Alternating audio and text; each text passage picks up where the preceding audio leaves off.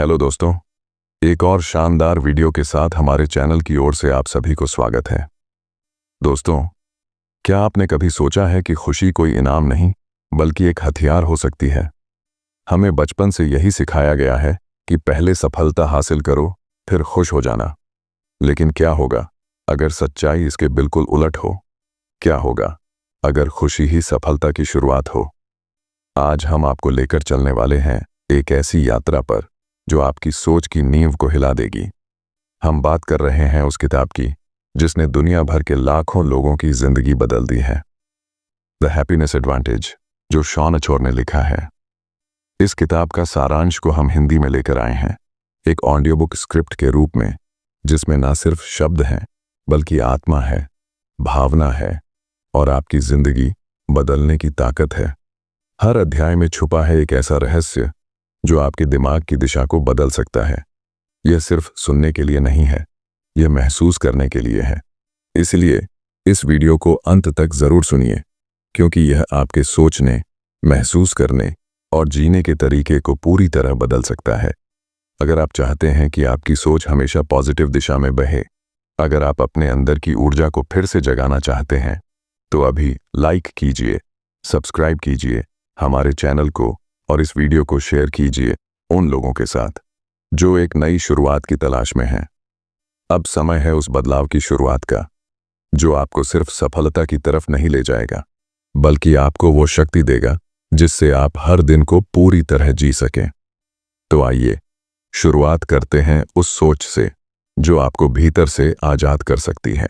Number 1, हर इंसान की जिंदगी में एक सवाल बार बार आता है, क्या मुझे पहले सफल होना होगा तब जाकर मैं खुश रहूंगा, या पहले मैं खुश रहूं ताकि सफलता मेरे पास खुद चली आए। हमें बचपन से यही सिखाया गया है कि कड़ी मेहनत करो, अच्छे नंबर लाओ, अच्छी नौकरी मिलेगी, पैसा आएगा और फिर खुशी आएगी। लेकिन अगर हम इस सोच को पलट दें, अगर हम यह मान लें कि खुशी ही सफलता की पहली सीढ़ी है, तो क्या हम कुछ अलग हासिल कर सकते हैं? शॉन अचोर ने अपने रिसर्च से यह साबित किया है कि जब हम अपने दिमाग को खुशी की स्थिति में लाते हैं तो वह औसत से कहीं ज्यादा बेहतर प्रदर्शन करता है। हमारा दिमाग अधिक रचनात्मक होता है, ऊर्जा से भर जाता है और हम जिंदगी की चुनौतियों को अवसर में बदलने लगते हैं। खुश रहना कोई लग्जरी नहीं है, यह एक रणनीति है, एक ऑफ सिस्टम, एक माइंडसेट है जो हमारी पूरी जिंदगी को बदल सकता है। हमारे समाज में हम सफलता को बाहरी उपलब्धियों से जोड़ते हैं, जैसे पद, पैसा, पदवी। लेकिन सच्चाई यह है कि इन बाहरी चीजों के पीछे भागते हुए हम अंदर से थक चुके होते हैं। हम अपने दिमाग को लगातार यह सिखाते हैं कि अभी खुश मत हो, जब यह मिलेगा तब खुश होना। लेकिन जब वह एक चीज मिल जाती है तो दिमाग तुरंत अगली चीज के पीछे भागने लगता है। इस दौड़ में न तो सुकून है न संतोष, और यही सबसे बड़ा धोखा है, क्योंकि खुशी कोई मंजिल नहीं है, यह तो रास्ता है, एक जीवन शैली है। जब हम अपने दिमाग को यह सिखा देते हैं कि अभी इस पल में खुश रहना है, तब दिमाग की कार्यक्षमता कई गुना बढ़ जाती है। पॉजिटिव साइकोलॉजी यही सिखाती है कि हम कैसे अपने भीतर की मानसिकता को बदलकर बाहरी दुनिया को भी बदल सकते हैं। रिसर्च कहती है कि जब हम पॉजिटिव होते हैं तो हमारी प्रोडक्टिविटी 81% तक बढ़ जाती है, सेल्स बढ़ते हैं, क्रिएटिविटी दोगुनी हो जाती है और हमारी सेहत तक बेहतर हो जाती है। इस बदलाव की शुरुआत होती है एक निर्णय से, उस निर्णय से जिसमें हम यह स्वीकार करते हैं कि खुशी कोई दुर्घटना नहीं है, यह एक आदत है जिसे हम हर दिन चुन सकते हैं। सुबह उठकर अगर हम यह तय करें कि आज का दिन मेरा है, आज मैं आभार जताऊंगा, मुस्कुराऊंगा, दूसरों की मदद करूंगा, तो यह केवल आज नहीं बदलेगा, यह हमारी जिंदगी की दिशा बदल देगा। हमारे दिमाग में न्यूरोप्लास्टिसिटी होती है, यानी वो बदल सकता है, ढल सकता है। जब हम बार बार खुशी के भाव में जीते हैं तो दिमाग नए रास्ते बनाता है, नए पैटर्न्स, और यही पैटर्न्स हमारी आदतों में बदल जाते हैं। सोचिए, अगर रोज आप 3 चीजों के लिए आभार व्यक्त करें तो क्या नकारात्मकता पर आपका ध्यान रहेगा? नहीं, आपका ध्यान जाएगा उन बातों पर जो आपके पास पहले से मौजूद हैं, और वही सोच आपको शक्ति देगी। हमें अपने दिमाग को रीट्रेन करना होगा। हर सुबह को एक अवसर मानना होगा, न कि बोझ। छोटी छोटी आदतें जैसे एक्सरसाइज करना, ध्यान लगाना लोगों से सकारात्मक बातचीत करना, ये हमारे हार्मोनल सिस्टम को इस तरह प्रभावित करती हैं कि हम ज्यादा खुश, ज्यादा केंद्रित और ज्यादा ऊर्जावान महसूस करते हैं। और यही तो असली ताकत है। खुशी कोई लॉटरी नहीं है जो किसी भाग्यशाली को मिलती है। ये तो एक विज्ञान है, एक अभ्यास है, और सबसे बड़ी बात, ये एक विकल्प है। हमें तय करना होता है कि हम किस तरह की ऊर्जा के साथ अपने दिन की शुरुआत करेंगे। अगर हम इसे जानबूझकर, सजग होकर चुनते हैं, तो फिर चाहे कितनी भी मुश्किलें हों, हम उनका सामना अलग नजरिए से करेंगे। यही है पहला बड़ा कदम, हैप्पीनेस एडवांटेज को अपनाना, यानी खुशी को पहले रखना ताकि बाकी सब अपने आप आए। ये कोई जादू नहीं है, यह एक सिस्टम है, और इस सिस्टम को अपनाकर आप न सिर्फ अपने काम में बल्कि अपने रिश्तों, सेहत और आत्मविश्वास में भी अभूतपूर्व परिवर्तन देखेंगे। अब जरा सोचिए, अगर आप रोज केवल 5 मिनट के लिए किसी ऐसे क्षण को याद करें जब आप सचमुच खुश थे, तो क्या फर्क पड़ेगा?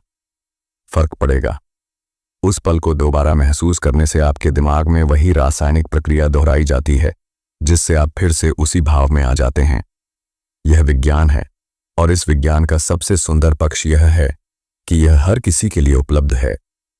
जैसे जैसे हम इस सोच को अपने जीवन में उतारते हैं, हम देखना शुरू करते हैं कि समस्याएं अब वैसी नहीं लगती जैसी पहले लगती थीं। हम समझते हैं कि बदलाव हमारे बाहरी हालात से नहीं, बल्कि हमारी आंतरिक दृष्टिकोण से शुरू होता है। हम खुद को पीड़ित नहीं बल्कि सशक्त मानने लगते हैं, और यही है असली ट्रांसफॉर्मेशन। नंबर 2, जब हम अपने जीवन में आगे बढ़ना चाहते हैं तो अक्सर हमें लगता है कि हमें पहले हालात बदलने होंगे, लेकिन हम भूल जाते हैं कि हमारी असली ताकत हमारे हालात में नहीं बल्कि हमारी सोच में होती है। यही बात इस अध्याय में गहराई से समझाई गई है। शॉन अकर बताते हैं कि हमारी वास्तविकता का 90% से ज्यादा हिस्सा इस पर निर्भर करता है कि हम उसे कैसे देखते हैं, न कि वह असल में क्या है। इसका मतलब है कि अगर हम अपनी सोच बदलते हैं तो हम अपनी पूरी दुनिया बदल सकते हैं। हमारी सोच का फ्रेम, जिसे शॉन माइंडसेट का लेंस कहते हैं, वह तय करता है कि हम किसी चुनौती को अवसर मानते हैं या संकट। यही वह फर्क है जो कुछ लोगों को मुश्किलों में टूटने नहीं देता बल्कि उन्हें और भी मजबूत बना देता है। जब हम मान लेते हैं कि हम अपने हालात के गुलाम नहीं हैं, तब हम अपने जीवन के मालिक बन जाते हैं। दुनिया में लाखों लोग एक जैसे हालात में रहते हैं, लेकिन उनमें से कुछ लोग असाधारण क्यों बनते हैं? वजह यह नहीं कि उनके पास ज्यादा संसाधन थे, बल्कि यह कि उन्होंने अपनी सोच को एक ऐसी दिशा दी जिससे वे हर अनुभव से कुछ सीख पाए। उन्होंने हर असफलता को एक कदम और नजदीक समझा उस चीज के जिसकी उन्हें तलाश थी। यही माइंडसेट है जो आपको कहीं भी, किसी भी परिस्थिति में विजेता बना सकता है। आपका दिमाग एक अर्थ निर्माता है। वह हर अनुभव को अर्थ देता है, लेकिन उस अर्थ का चुनाव आपके हाथ में है। अगर आप किसी असफल प्रोजेक्ट को एक हार मानते हैं तो आप थक जाएंगे, रुक जाएंगे। लेकिन वही अनुभव अगर आप सीखने का अवसर माने तो आप पहले से बेहतर बनकर निकलेंगे। फर्क उस घटना में नहीं था, फर्क आपके अर्थ में था। हर इंसान के पास 2 विकल्प होते हैं, या तो वह अपने हालात से पराजित हो जाए या फिर वह उस दर्द से ताकत खींचे और आगे बढ़े। माइंडसेट वह ताकत है जो आपको दूसरे विकल्प की ओर ले जाती है। ये कोई दिखावा नहीं है, ये कोई पॉजिटिव थिंकिंग की सतही बात नहीं है। ये एक वैज्ञानिक तथ्य है कि जब हम अपनी सोच को सही दिशा में प्रशिक्षित करते हैं तो दिमाग में वे सारे रसायन सक्रिय हो जाते हैं जो हमें ऊर्जा, साहस और स्पष्टता प्रदान करते हैं। इस अध्याय में शॉन बताते हैं कि कैसे सैनिक, आपदाओं से बचे लोग या गंभीर बीमारियों से जूझे व्यक्ति अक्सर अपने अनुभवों के बाद और भी अधिक जीवंत, उद्देश्यपूर्ण और गहरे इंसान बनकर उभरते हैं। इसे वो पोस्ट ट्रॉमेटिक ग्रोथ कहते हैं। यह साबित करता है कि हर इंसान के अंदर यह ताकत है कि वो किसी भी अंधेरे को अपने भीतर की रोशनी से हरा सके। जब आप इस सोच को अपनाते हैं कि आप हालात के नहीं बल्कि अपने नजरिए के जिम्मेदार हैं, तब आपके हाथ में एक नई शक्ति आ जाती है। आप अब प्रतिक्रिया नहीं देते बल्कि जवाब देते हैं, सोच समझकर, जागरूक होकर। यही सोच आपको अलग बनाती है। कई लोग सोचते हैं कि मैं तो ऐसा ही हूं, मेरी आदतें नहीं बदल सकती, मैं इस सिस्टम का हिस्सा हूं, मैं कुछ नहीं कर सकता। लेकिन यही सोच सबसे बड़ी बेड़ियां हैं जो आपको रोकती हैं। बदलाव बाहर से नहीं आएगा, बदलाव भीतर से शुरू होगा। इसका पहला कदम है मान लेना कि आप अपनी सोच को बदल सकते हैं। इस अध्याय में शॉन हमें एक अभ्यास बताते हैं। हर दिन के अंत में 3 ऐसे अनुभवों को लिखना जो आपको ताकतवर महसूस कराते हैं। चाहे वो छोटा सा धन्यवाद हो, किसी ने आपकी तारीफ की हो या आपने किसी की मदद की हो। यह अभ्यास आपके दिमाग को दोबारा प्रशिक्षित करता है ताकि वो ताकत की ओर देखे, कमजोरी की नहीं। हम अक्सर सोचते हैं कि बदलाव का मतलब है बड़े बड़े कदम, लेकिन सच्चाई ये है कि असली बदलाव छोटे छोटे चुनावों से शुरू होता है। जब आप नकारात्मकता की बजाय संभावना को चुनते हैं, जब आप डर की बजाय साहस को चुनते हैं, तभी असल मायने में आप माइंडसेट शिफ्ट करते हैं। जैसे ही आपकी सोच बदलती है, वैसे ही आपकी भाषा बदलती है, आपकी ऊर्जा बदलती है और आपका पूरा जीवन बदलने लगता है। ये कोई चमत्कार नहीं है, ये विज्ञान है। ये विज्ञान हर उस व्यक्ति के लिए है जो खुद को एक नई ऊंचाई पर ले जाना चाहता है। तो अगली बार जब आप किसी कठिन परिस्थिति में हों, रुकिए, गहराई से सांस लीजिए और खुद से पूछिए, क्या मैं इसे एक नई नज़र से देख सकता हूं? क्योंकि जिस पल आपने ऐसा किया, उस पल से आप अपने भाग्य के निर्माता बन जाते हैं। नंबर 3, कई बार हम सोचते हैं कि हम अपने विचारों के नियंत्रण में हैं, लेकिन सच्चाई यह है कि हम जिस माहौल में रहते हैं वही धीरे धीरे हमारे विचारों, भावनाओं और कर्मों पर गहरा असर डालने लगता है। हमारे आसपास की दुनिया, हमारा ऑफिस, हमारे रिश्ते, हमारी आदतें, सब मिलकर एक ऐसा इकोसिस्टम बनाते हैं जो या तो हमें ऊपर उठा सकता है या धीरे धीरे नीचे गिरा सकता है। और इस बात को नजरअंदाज करना एक ऐसी भूल है जो हमारे भविष्य को अनजाने में ही बर्बाद कर सकती है।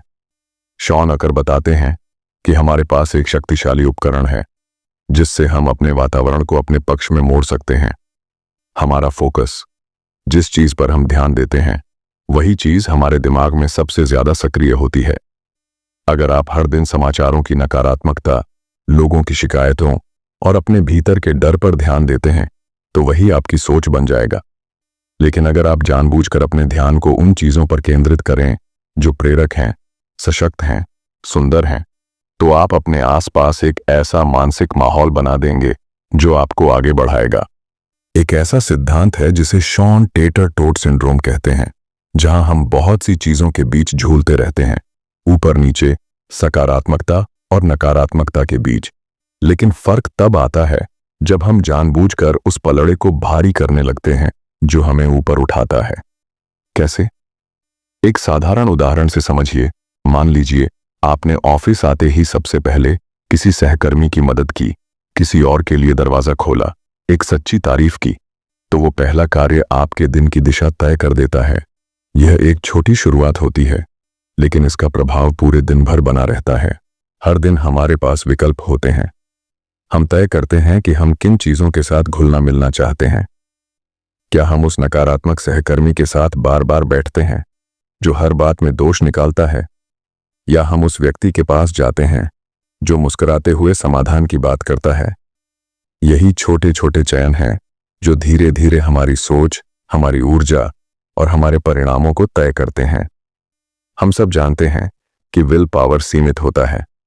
सुबह जब हम जागते हैं तो हमारे पास फैसले लेने की एक निश्चित ऊर्जा होती है जो दिन भर के तनावों, चुनौतियों और छोटे छोटे विकल्पों में खर्च होती रहती है।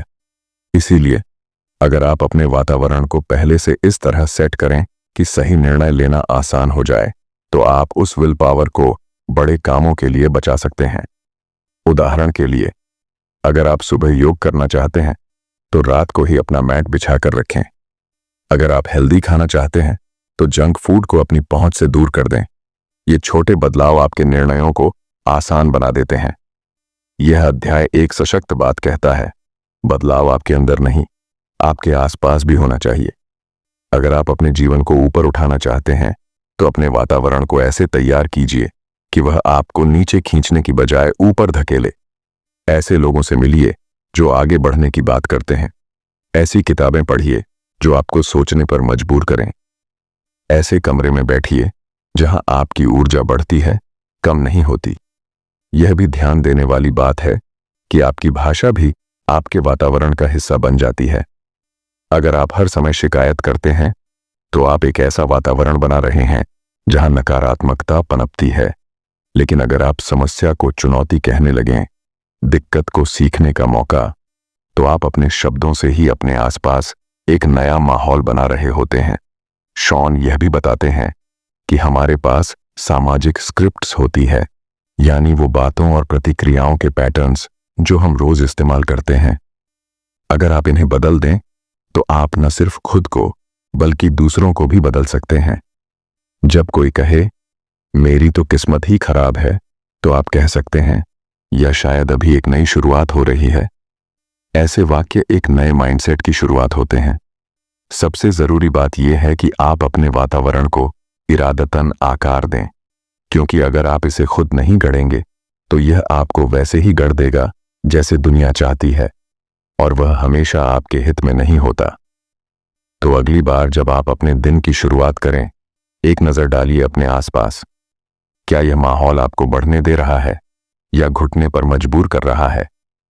अगर जवाब घुटन है तो समय है बदलाव का, क्योंकि आप अपने वातावरण के गुलाम नहीं हैं, आप उसके निर्माता बन सकते हैं।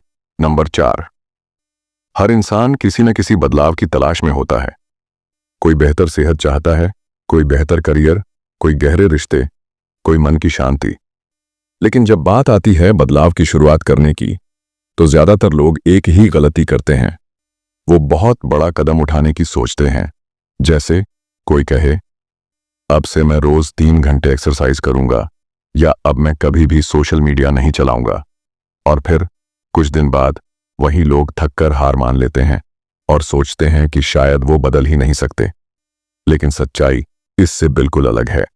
शॉन आकर हमें बताते हैं कि सबसे असरदार बदलाव उन्हीं आदतों से आता है जो इतनी छोटी होती हैं कि हम उन्हें नजरअंदाज कर देते हैं। वह इसे कहते हैं ज़ोरो सर्कल्स, एक ऐसा सिद्धांत जहां आप पहले छोटे घेरे में महारत हासिल करते हैं, फिर धीरे धीरे उसे बढ़ाते हैं। यही वह तरीका है जिससे आप असंभव लगने वाले लक्ष्यों को भी साध सकते हैं। अगर आप अपने आप से कहें कि मुझे बस आज 10 मिनट चलना है, तो क्या वो संभव नहीं है? जरूर है।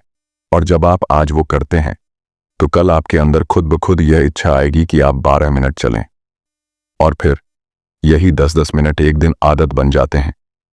यही छोटी जीतें हैं जो आपको आत्मविश्वास देती हैं, और आत्मविश्वास ही असली ईंधन होता है बदलाव का। हमारा दिमाग हर बार जब किसी कार्य को सफलतापूर्वक करता है तो डोपामीन रिलीज करता है, वही रसायन जो हमें अच्छा महसूस कराता है। इसीलिए जब हम किसी आसान आदत को बार बार दोहराते हैं तो दिमाग खुद ही उस दिशा में और जाना चाहता है। आपने अगर सुबह बिस्तर से उठते ही बिस्तर समेटा तो वो एक छोटी आदत थी, लेकिन दिमाग ने उसे एक उपलब्धि माना, और अब आप अवचेतन रूप से अपने दिन में और उपलब्धियां ढूंढने लगते हैं।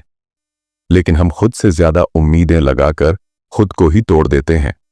हम सोचते हैं कि हमें एकदम से बिल्कुल बदल जाना है, लेकिन असली जादू निरंतरता में है, तीव्रता में नहीं। अगर आप रोज एक पन्ना पढ़ते हैं तो एक साल में आप 365 पन्ने पढ़ चुके होंगे। लेकिन अगर आप 20 दिन में 100 पन्ने पढ़कर रुक गए तो आपने खुद से एक झूठा वादा तोड़ दिया। और जब आप खुद से के वादे तोड़ते हैं तो आपका आत्मसम्मान चुपचाप गिरने लगता है।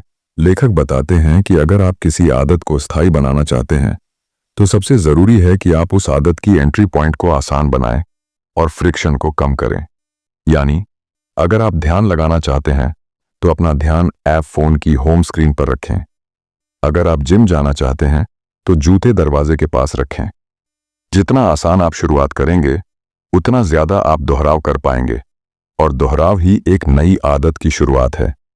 वहीं दूसरी तरफ अगर आप किसी आदत को तोड़ना चाहते हैं तो उसका फ्रिक्शन बढ़ा दीजिए। अगर आप देर रात तक फोन चलाते हैं तो उसे दूसरी जगह चार्ज पर लगाएं। अगर आप मीठा ज्यादा खाते हैं तो उसे अपनी पहुंच से दूर रखिए। यह मनोविज्ञान का नियम है। आसानी दोहराव को आकर्षित करती है और प्रतिरोध पैटर्न को तोड़ता है। लेखक हमें यह भी समझाते हैं कि हम खुद को अक्सर डरा देते हैं कि मैं कभी बदल नहीं पाऊंगा। लेकिन अगर आप बस एक आदत पर फोकस करें, सिर्फ एक, और उसे इतना आसान बनाएं कि उसका न करना मुश्किल हो जाए, तो आप खुद को जीतते हुए देखेंगे। और जब आप खुद को जीतते हुए देखते हैं तो आपकी पहचान बदलने लगती है। आप अब सिर्फ वो व्यक्ति नहीं रहते जो बदलाव की कोशिश कर रहा है, आप अब बदलाव का हिस्सा बन जाते हैं। ये समझना बेहद जरूरी है कि हर बार जब आप कोई पॉजिटिव आदत अपनाते हैं तो आप अपने दिमाग को एक नया संदेश भेजते हैं, मैं सक्षम हूं। और यह संदेश जब दोहराया जाता है तो विश्वास बन जाता है, और विश्वास से बड़ी कोई प्रेरणा नहीं होती। अब आप समझ सकते हैं कि बदलाव कोई एक बड़ा प्रयास नहीं, बल्कि रोज का एक छोटा चुनाव है। आज आपने क्या चुना? एक छोटा कदम या फिर वही पुराना बहाना?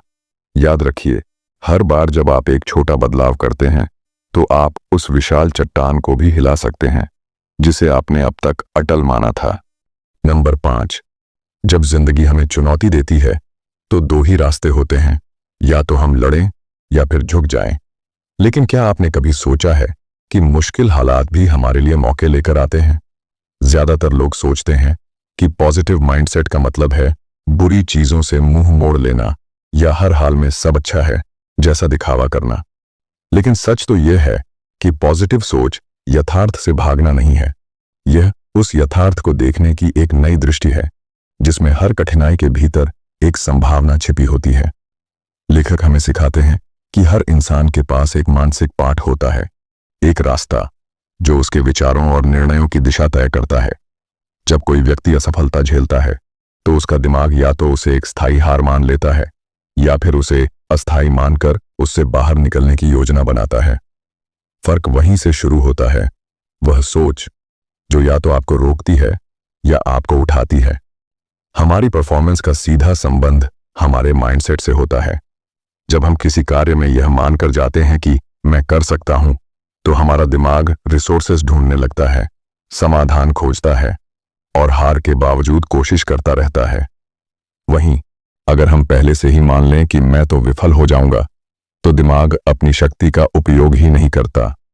वो सिर्फ बचाव की मुद्रा में आ जाता है और वहां से आगे कुछ नहीं बढ़ता।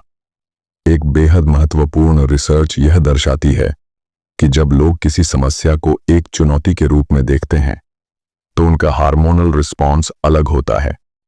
कॉर्टिसोल कम बनता है और टेस्टोस्टेरोन और डोपामीन बढ़ते हैं, जिससे उनका आत्मविश्वास, संकल्प और ध्यान केंद्रित रहता है। लेकिन वही स्थिति जब खतरा बन जाती है तो शरीर की ऊर्जा घटने लगती है, सोच बंद हो जाती है और डर हावी हो जाता है। इसलिए जब आप अगली बार किसी समस्या से टकराए तो सबसे पहले उस शब्द को बदलें जिससे आप उसे परिभाषित करते हैं। उसे खतरा नहीं कहें, उसे टेस्टिंग जोन कहें। वो आपकी ताकत का परीक्षण कर रही है, आपकी सीखने की क्षमता का, आपके धैर्य और साहस का। और जब आप इस सोच के साथ सामने खड़े होते हैं तो आपकी चेतना का स्तर ही बदल जाता है। लेखक हमें यह भी सिखाते हैं कि असफलता कभी भी अंतिम नहीं होती, वो सिर्फ एक फीडबैक है। यह फीडबैक आपको बताता है कि क्या नहीं काम कर रहा, ताकि आप अगली बार बेहतर कर सकें। अगर आप इसे इस नज़र से देखें कि मेरे साथ बुरा हुआ, तो आप ठहर जाएंगे। लेकिन अगर आप कहें कि मुझे एक नई जानकारी मिली, तो आप अगली बार उससे सीख कर कुछ बड़ा कर सकते हैं। इस दुनिया में जो लोग असाधारण काम करते हैं वो असाधारण हालात में नहीं होते। उनके पास भी समस्याएं होती हैं, असफलताएं होती हैं, आलोचनाएं होती हैं, लेकिन उनके पास एक चीज होती है, विकास की दृष्टि। वो हर गिरावट को अगले उछाल की तैयारी मानते हैं और यही सोच उन्हें आम से अलग बनाती है। जब हम यह मान लेते हैं कि हमारी सोच सीमित नहीं है तो हमारी परफॉर्मेंस की सीमा भी टूट जाती है। आप जरा सोचें, जब कोई खिलाड़ी मैदान में उतरता है और पहले से ही सोचता है कि मैं हार जाऊंगा, तो क्या वो जीत सकता है? नहीं। लेकिन अगर वो यह सोचकर जाए कि मैंने तैयारी की है और मैं अपनी पूरी ताकत झोंक दूंगा, तो उसके अंदर कुछ और ही ऊर्जा होती है। वही ऊर्जा हमें जीवन के मैदान में भी चाहिए, और यह ऊर्जा तभी आती है जब आप अपने हर अनुभव को एक कदम मानते हैं, एक सीख, एक निर्माण। आप हर विफलता को एक नया अध्याय मानते हैं और हर आलोचना को एक आईना जिसमें आप खुद को और बेहतर बना सकते हैं। यही मानसिकता यानी ग्रोथ माइंडसेट वो हथियार है जो आपको भीड़ से अलग करता है। लेखक एक साधारण लेकिन गहरी बात कहते हैं कि असली बदलाव तब आता है जब हम खुद से यह पूछना शुरू करते हैं, अब मैं क्या कर सकता हूं? न कि मेरे साथ ये क्यों हुआ। ये सवाल ही आपकी ऊर्जा की दिशा बदल देता है। अब आप शिकार नहीं हैं, आप निर्माता बन चुके हैं। तो जब अगली बार आप किसी कठिन मोड़ पर हों, याद रखें, वह मोड़ भी एक रास्ता है। अगर आप वहां रुकेंगे नहीं तो आगे का दृश्य बिल्कुल अलग हो सकता है, और वही दृश्य आपके जीवन की नई कहानी बन सकता है। नंबर 6, जब हम अपने जीवन की सफलता की बात करते हैं तो अक्सर हम इसे एक व्यक्तिगत उपलब्धि की तरह देखते हैं। मेरी मेहनत, मेरी लगन, मेरे निर्णय। लेकिन सच्चाई यह है कि हमारी हर जीत के पीछे कोई ना कोई रिश्ता होता है, कोई सपोर्ट सिस्टम, कोई इंसान जिसने हमें उस वक्त संभाला जब हम खुद को संभाल नहीं पा रहे थे। लेखक इस अध्याय में यही समझाते हैं कि सच्ची खुशी और स्थायी सफलता तब पैदा होती है जब हम अकेले नहीं बल्कि साथ मिलकर आगे बढ़ते हैं। वो कहते हैं कि दुनिया का सबसे सफल इंसान भी अगर सामाजिक रूप से कटा हुआ है, अकेला है, तो उसकी उपलब्धियां खोखली हो जाती हैं। वहीं अगर कोई साधारण व्यक्ति भी सशक्त रिश्तों से जुड़ा हो, सहयोग से घिरा हो, तो वो असाधारण ऊंचाइयों तक जा सकता है। यह कोई भावनात्मक बात नहीं, यह एक वैज्ञानिक सत्य है। शोध दिखाते हैं कि जिन लोगों के पास मजबूत सामाजिक जुड़ाव होता है, उनकी मेंटल हेल्थ बेहतर होती है, स्ट्रेस कम होता है और उनकी परफॉर्मेंस कहीं ज्यादा स्थिर और शक्तिशाली होती है। लेखक हमें एक अद्भुत बात बताते हैं, सोशल इन्वेस्टमेंट सबसे जरूरी पूंजी है, जिसे हम अक्सर नजरअंदाज कर देते हैं। जब जिंदगी मुश्किल होती है तो ज्यादातर लोग खुद को बाकी दुनिया से काट लेते हैं। वो सोचते हैं कि जब मैं ठीक हो जाऊंगा तब फिर मिलूंगा, जब सफल हो जाऊंगा तब बात करूंगा। लेकिन यही सबसे बड़ा भ्रम होता है, क्योंकि कठिन समय में हमें अकेले नहीं लड़ना चाहिए, हमें साथ चाहिए। सोचिए, जब आप डूब रहे हों तो क्या आप तैरना अकेले सीखते हैं या किसी का हाथ पकड़ते हैं? जीवन भी ऐसा ही है। मुश्किलें आती हैं और तब हमें ऐसे लोगों की जरूरत होती है जो न सिर्फ हमें सुने बल्कि हमें समझें। और इससे भी बड़ी बात, हमें खुद भी किसी और के लिए वो व्यक्ति बनना चाहिए जो अंधेरे में एक रोशनी बन सके। हमारी सोच में अक्सर यह गलतफहमी होती है कि अगर मैं किसी से मदद मांगता हूं तो मैं कमजोर दिखूंगा। लेकिन हकीकत तो यह है कि मदद मांगना कमजोरी नहीं, सच्ची शक्ति का प्रतीक है। जब आप किसी पर भरोसा करते हैं तो आप उस इंसान को भी बड़ा बनाते हैं, और यह भरोसा ही रिश्तों की बुनियाद है। ऑर्गेनाइजेशनल रिसर्च से यह भी स्पष्ट होता है कि जिन टीमों में लोग एक दूसरे के साथ खुले दिल से संवाद करते हैं, एक दूसरे की मदद करते हैं, वहां इनोवेशन, प्रोडक्टिविटी और खुशी का स्तर कहीं अधिक होता है।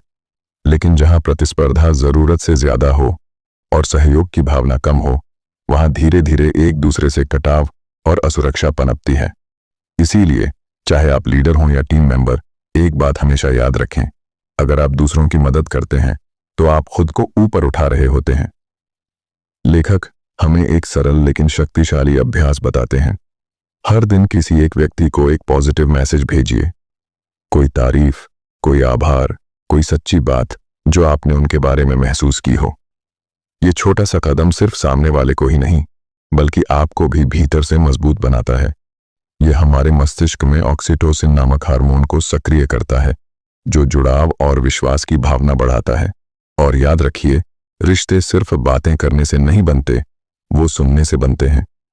जब आप किसी को पूरे दिल से सुनते हैं, बिना टोके, बिना जज किए, तब आप उन्हें यह अनुभव कराते हैं कि वो मायने रखते हैं, और यही भावना किसी भी रिश्ते को अमर बना सकती है।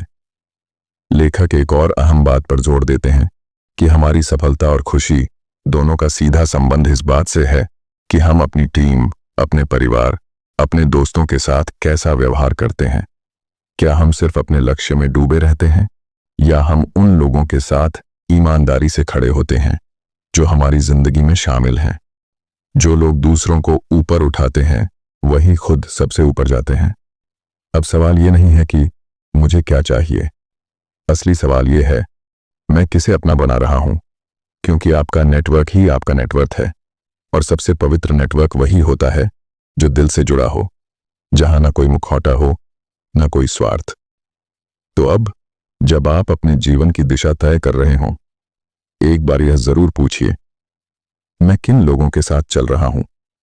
क्या वो मुझे ऊपर उठा रहे हैं और क्या मैं उन्हें ऊपर उठा रहा हूं? क्योंकि यही रिश्तों की सच्ची परीक्षा है। नंबर 7, अब तक हमने जाना कि खुशी पहले आती है, सफलता बाद में, कि सोच को बदलकर हम हालात बदल सकते हैं, कि आदतें, नेटवर्क और माहौल सब हमारे साथ या हमारे खिलाफ काम कर सकते हैं। लेकिन इस सब के पीछे एक गहरी बात छिपी है। हम कौन हैं? हमारी पहचान क्या है? और क्या हम उसे हर दिन फिर से रच सकते हैं? लेखक इस अंतिम अध्याय में हमें एक नई नज़र देते हैं कि हमारी खुशी, हमारी सोच और हमारी पहचान एक दूसरे से जुड़े हुए हैं, और जब हम जानबूझकर इनमें से किसी एक को बदलते हैं तो बाकी दो अपने आप बदलने लगते हैं। यही वह चक्र है जो हमारी जिंदगी की दिशा तय करता है। जब आप किसी कार्य में सफलता पाते हैं तो आपका आत्मविश्वास बढ़ता है।